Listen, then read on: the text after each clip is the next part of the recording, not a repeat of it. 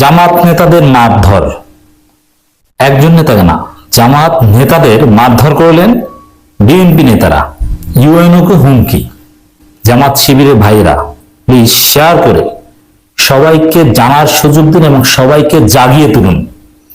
জামাত শিবিরকে দেশে বিদেশে সবাইকে জেগে উঠতে হবে।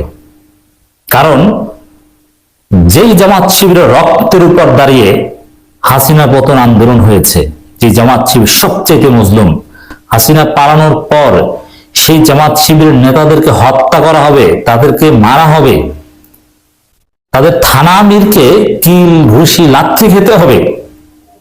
আপনার কচু গাছের সাথে গলায় ধরে দেন। কি জন্য জামাত শিবির করেন?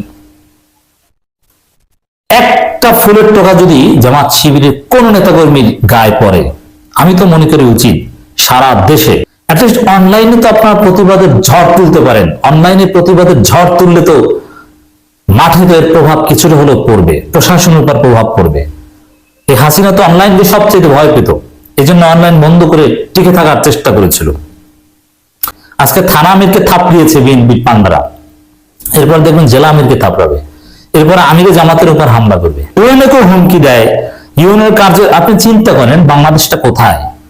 আওয়ামী লীগ আমলে কিন্তু এটা ঘরে নেই। ইউএনওর কার্যালয় থানায় কিন্তু আপনি মোটামুটি নিরাপদ। আপনাকে বাজারে, রাস্তাঘাটে, শিক্ষা প্রতিষ্ঠানে ওইসব জায়গায় পেলে আপনাকে আওয়ামী লীগের লোকজন মারত।